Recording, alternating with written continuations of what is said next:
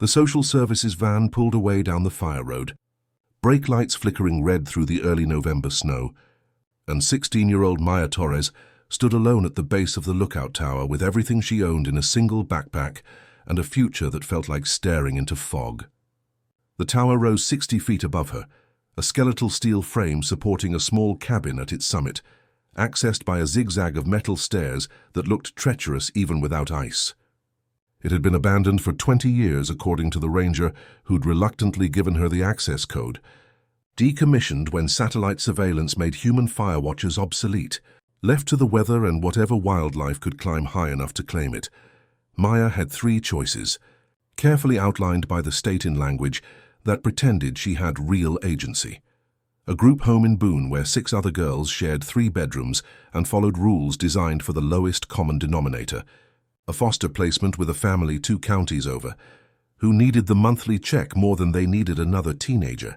Or this, a fire lookout tower her uncle had left her in a will, a man she'd met exactly twice before he died, who'd been estranged from Maya's mother for reasons no one would explain.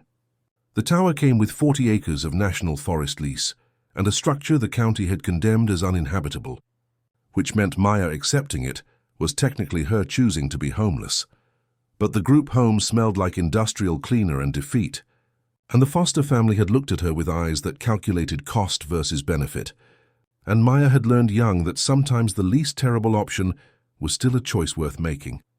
So here she was, snow dusting her dark hair, staring up at a tower that swayed slightly in the mountain wind, about to climb into an uncertain future, because the certain alternatives felt like slow death. The stairs were worse than they looked from the ground. Metal grating that accumulated ice, no handrails on the outer edge, the whole structure groaning with each step as if considering whether to hold her weight or send her plummeting. Maya climbed slowly, backpack heavy, hands already numb from cold, counting steps to keep panic at bay. 24 steps to the first platform, turn 24 more. The ground fell away beneath her and the wind picked up. And she understood why fire watchers needed to be a particular kind of brave or crazy. The tower cabin was 14 feet square, all windows on all sides, designed for 360-degree visibility. The door's padlock yielded to the combination the ranger had provided, and Maya stepped into a space that was somehow both exposed and sheltered, surrounded by glass and sky, and the vast sweep of the Blue Ridge Mountains already going white with snow. Minimal furniture remained, a narrow bed frame, a small table, 2 chairs, a wood stove in the center with a pipe running up through the roof. No electricity, no running water, no heat except what the stove could provide. The windows were intact but single pane, offering no real insulation. The walls were thin wood designed for summer occupation, not winter survival. Maya set down her backpack and walked the perimeter, looking out in all directions. Mountains rolled away to every horizon, already half hidden in the storm that was building. The nearest road was the fire road she'd come up, a 1.5 miles of steep switchbacks that would be impassable once serious snow arrived. The nearest town was Ridgemont, 8 miles down if you knew the trails, maybe 12 by road. She could see the smoke from a handful of houses in the valley below, evidence of human life that felt distant as the moon. The reality of what she'd chosen settled over her like the cold. 16 years old, technically still a minor for 2 more months, completely alone in a structure that swayed in the wind 70 feet above the frozen ground.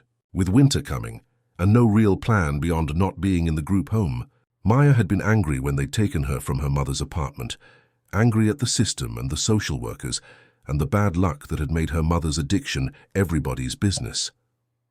But standing in the tower surrounded by windows and weather, anger gave way to something more honest, fear.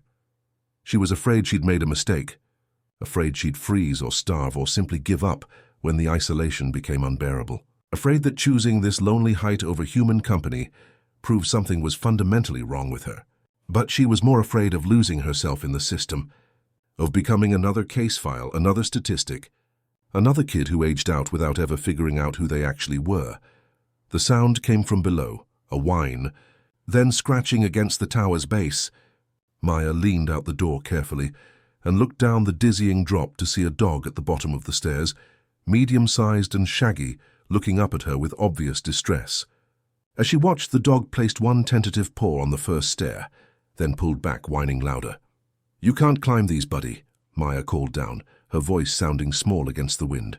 The dog responded by barking, then trying again to mount the stairs, making it up 3 steps before losing nerve and retreating. The pattern repeated, attempt, retreat, whine, until Maya understood. The dog wanted up. Needed up, maybe.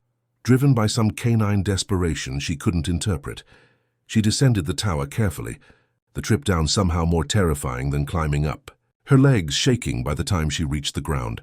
The dog approached her cautiously, a male with matted reddish-brown fur and eyes that held a particular wariness Maya recognized, the look of something that had been abandoned and was still deciding whether to trust again. "Hey," she said softly, kneeling in the snow. "What are you doing all the way up here?" The dog sniffed her extended hand, then licked it once, tentative. He was thin, ribs visible but not starving. A collar hung loose around his neck.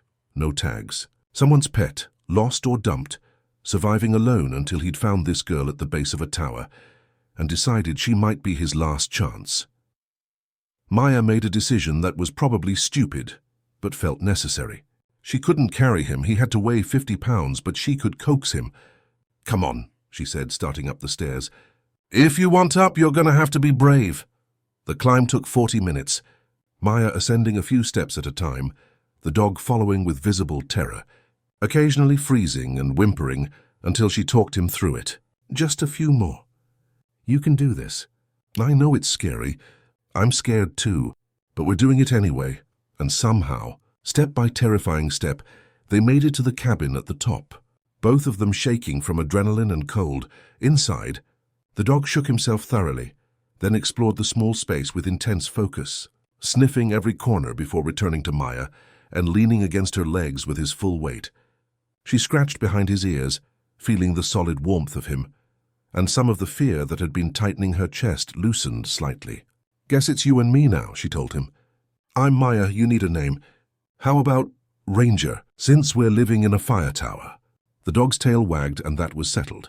That first night tested them both. The temperature dropped into the 20s, and the wind rattled the cabin's windows until Maya was certain they'd shatter. She'd brought her mother's old sleeping bag, rated for cold weather camping, and she set it up on the bare bed frame with Ranger curled against her back, sharing warmth. The wood stove remained cold. She'd need to clean the chimney and check if it was safe before risking a fire, and she was too exhausted from the climb and the stress to attempt it tonight. She barely slept, jerking awake at every gust that made the tower sway, at every creak of metal expanding and contracting with temperature changes, at the profound darkness that came when clouds obscured the stars and she couldn't see her hand in front of her face.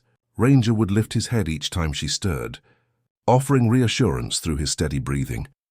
And gradually Maya learned to trust the tower's movements, to understand the difference between normal settling and genuine threat. Morning brought weak sunlight and a world transformed by snow.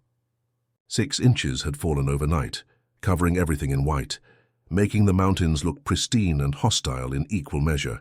Maya forced herself up, Ranger at her heels, and began the work of making the tower minimally habitable. The chimney inspection revealed what she'd hoped: years of abandonment, but no major blockages, no obvious cracks in the pipe. She cleared out old nests and debris, working carefully, then built a small test fire using kindling and paper from her supplies. Smoke drew properly, pulling up and out, and heat began radiating from the stove in blessed waves. Ranger positioned himself as close to it as possible, and Maya couldn't blame him. Water was the next challenge. No plumbing in a fire tower meant she'd have to melt snow or make the dangerous climb down to find a stream. She chose snow, filling a pot and setting it on the stove, watching it slowly transform to water she could drink and use for minimal washing. The ranger who'd given her the code had mentioned a spring about half a mile down the mountain, but attempting that trip in fresh snow felt suicidal. Food inventory revealed a problem. Maya had brought what she could carry: peanut butter, crackers, granola bars, instant oatmeal. Enough for maybe a week if she rationed carefully. After that, she'd need to either hike down to town or figure out some other solution. Money was the other issue. She had $87 from her last part-time job, cash the state didn't know about, which wouldn't go far in mountain winter. But for now, she had shelter and fire, and a dog who seemed determined to stay by her side. That was more than she'd had yesterday. She could work with that.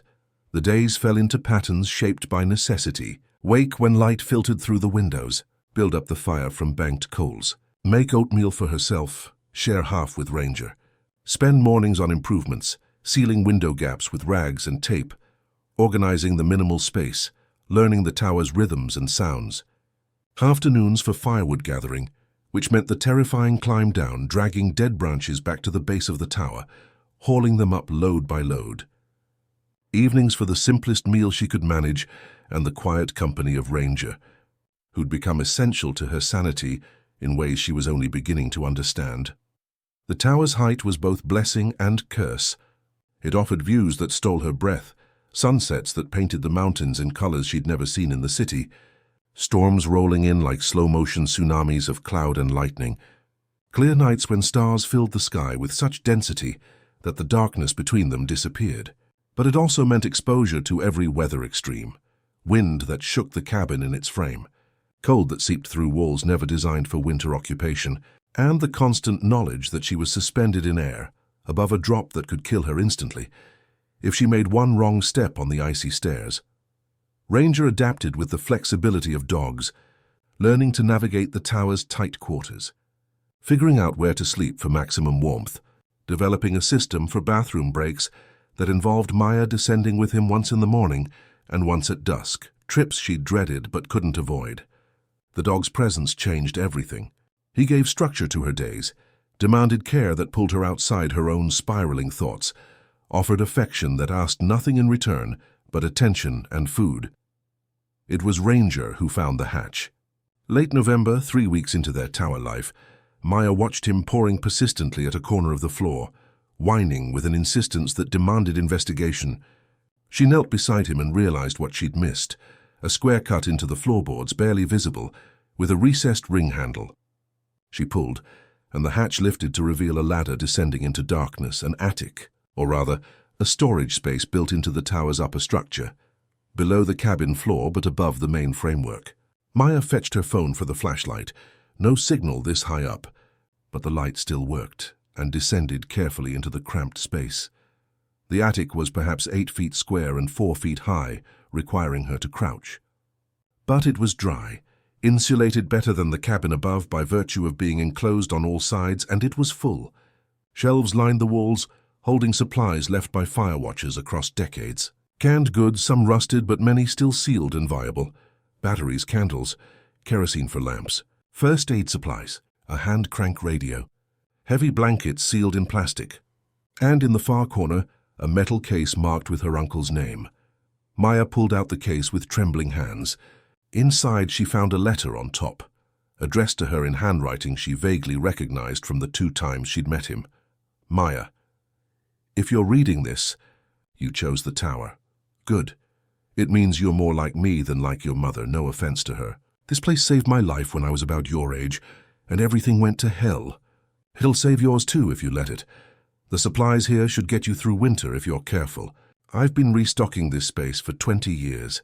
Every summer when I'd come up for a week of peace. Nobody knows about it except the tower, and towers don't talk. Money in the envelope won't make you rich, but it'll help. More important is the radio. Crank it every morning, you can catch weather reports and know what's coming. Knowledge is survival up here. You're tougher than you think. The tower will prove that to you. Don't give up when it gets hard. It will get hard, but you didn't choose the easy path, and that tells me you're ready for what the hard path teaches. Stay until spring, then decide, but give yourself that much time. You can't heal on the world's schedule. Your uncle Marcus Maya counted the cash in the envelope, $600 in 20s and 50s. Combined with her 87, it was enough. Enough for food supplies when she could get to town, enough for propane for a camp stove, enough to not starve or freeze. The relief was physical, a loosening of tension she'd been carrying since arriving, but more valuable than money were the supplies themselves. The food meant she could extend her rations, plan for months rather than weeks. The blankets meant she could layer warmth, insulate the cabin better, create a sleeping space that wasn't brutal. The radio meant she wouldn't be completely cut off, could hear weather warnings, could maintain some thread of connection to the human world below. She hauled everything up into the cabin, Ranger supervising with interest, and spent the afternoon organizing her new abundance. The emotional weight of her uncle's letter settled slowly. He'd prepared this place for her, or for someone like her, had understood that sometimes the people you barely knew could save you in ways the people closest couldn't or wouldn't. Maya's mother had called the tower Marcus's crazy escape. Hatch had said he'd wasted his life hiding from reality in the mountains. But standing in the space he'd prepared, reading his words about survival and healing and taking time, Maya understood it differently. Her uncle hadn't been hiding. He'd been creating sanctuary, and he'd left it behind for whoever needed it next. For her, as it turned out, for the niece he'd met twice but recognized anyway, as someone who'd need exactly this kind of refuge. December brought snow measured in feet rather than inches.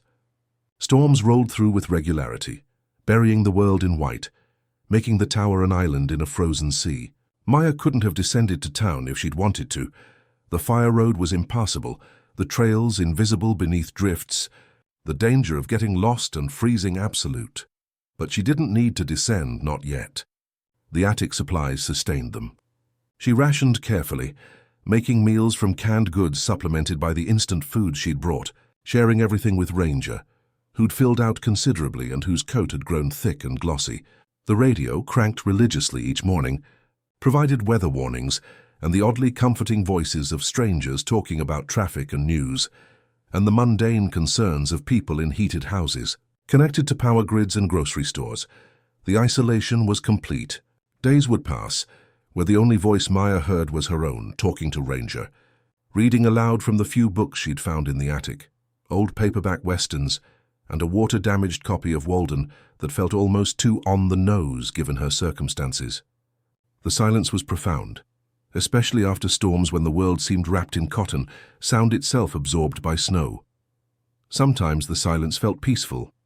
Other times it pressed against her like a physical weight, making her question her sanity, making her wonder if choosing solitude over human contact meant something was broken inside her. Those were the hardest moments, when doubt crept in and whispered that normal people didn't isolate themselves in fire towers, that she was proving everyone right who'd ever looked at her mother's addiction and genetic lottery and written Maya off as damaged goods. Ranger seemed to sense those dark spirals.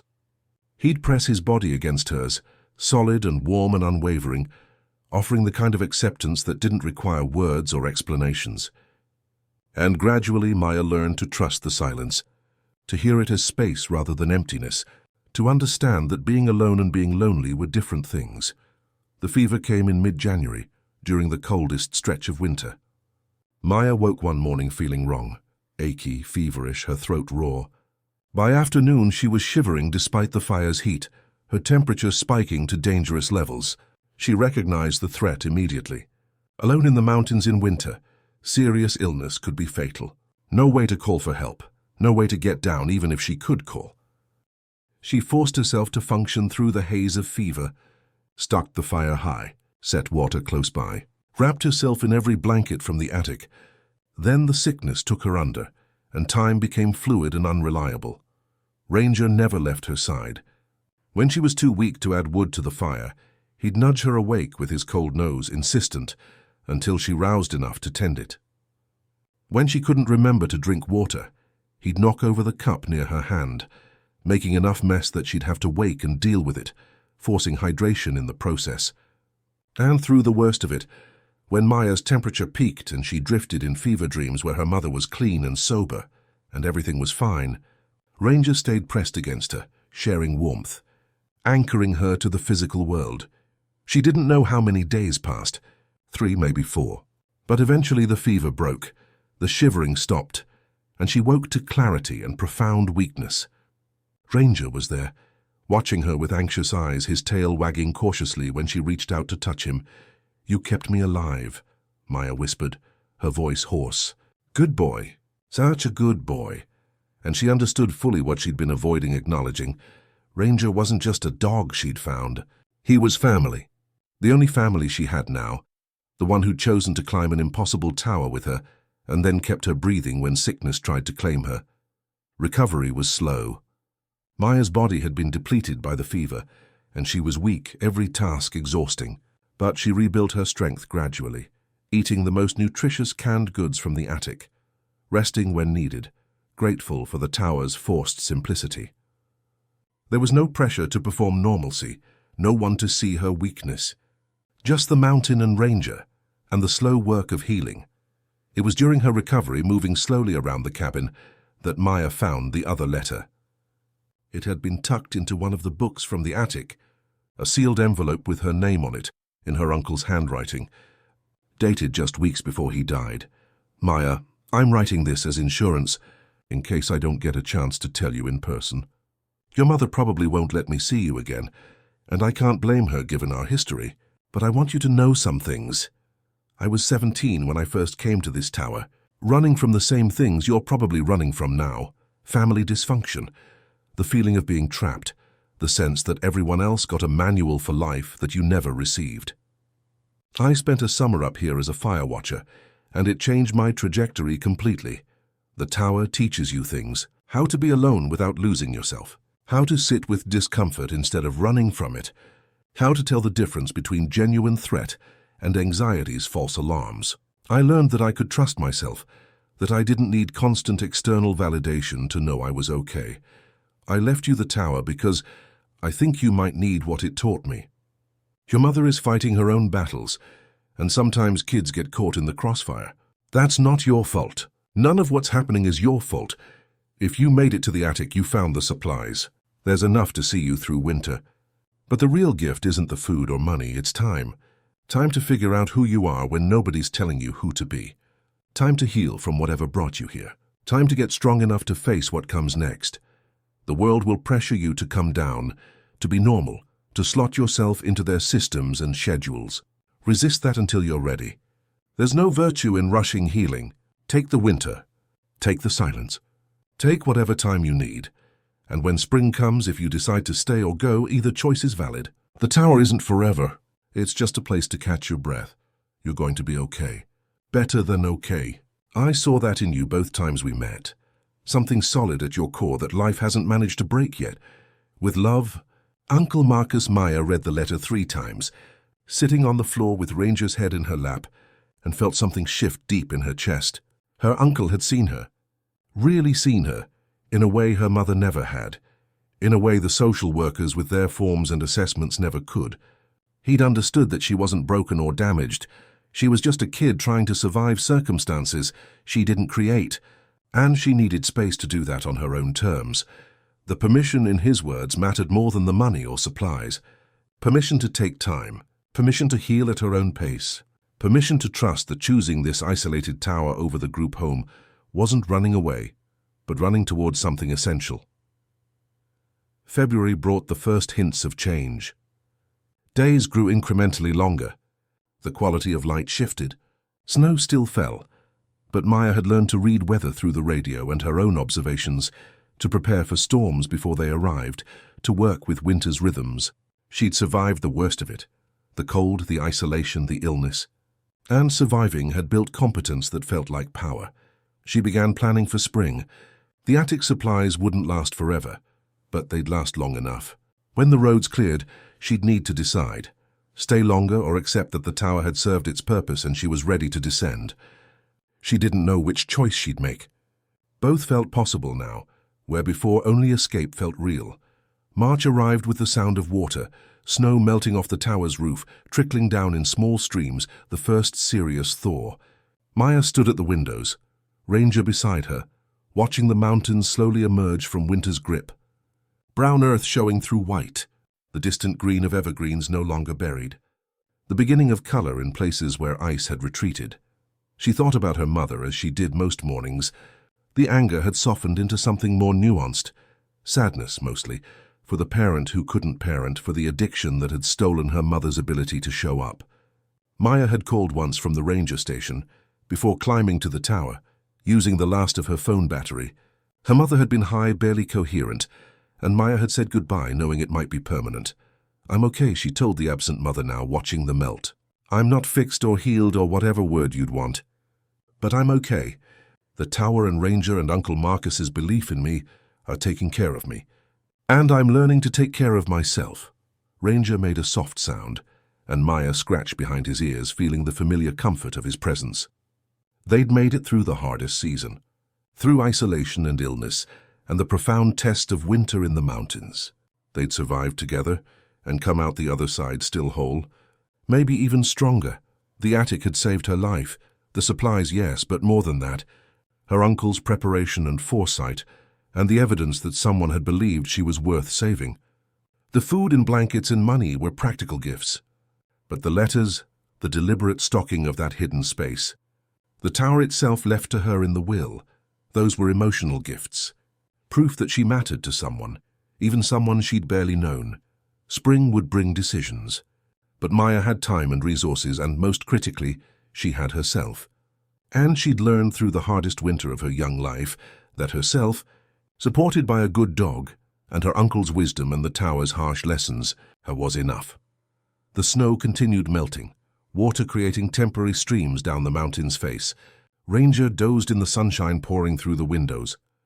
The fire burned low and warm, and Maya stood in her uncle's tower, in the refuge he'd prepared and left behind, and felt something she hadn't felt since before the state took her from her mother's apartment. Peace.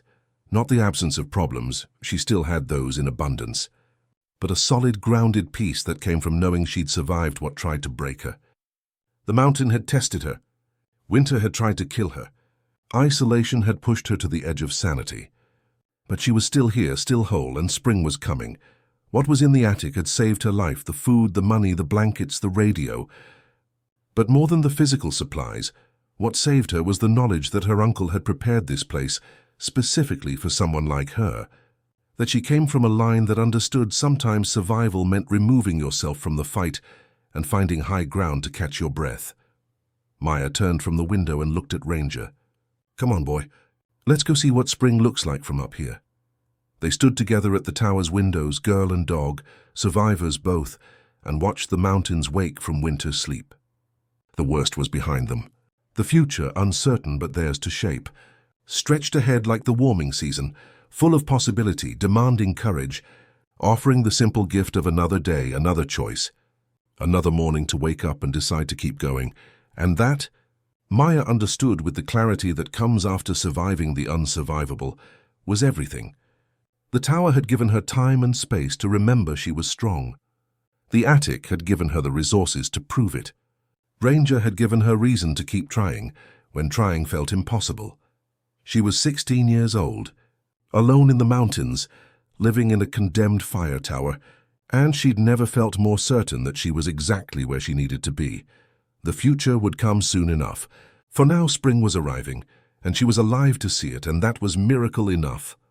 If Maya's story reminded you that sometimes the bravest thing you can do is step away to find yourself, that survival isn't just physical but emotional, that healing happens on your timeline, not anyone else's, I need you to do something right now. Hit that like button. It helps more than you know. Subscribe to this channel and turn on notifications because these stories matter and they need to reach the people who need them most. Drop a comment. What would you do if you had permission to take all the time you needed to heal? What mountain would you climb? And share this with someone who's fighting their own battle and needs to hear that it's okay to remove yourself from the chaos to catch your breath. Your engagement keeps these stories alive. Thank you for being here. Thank you for listening. And remember, choosing to survive on your own terms isn't running away. Sometimes it's the only way to save your own life.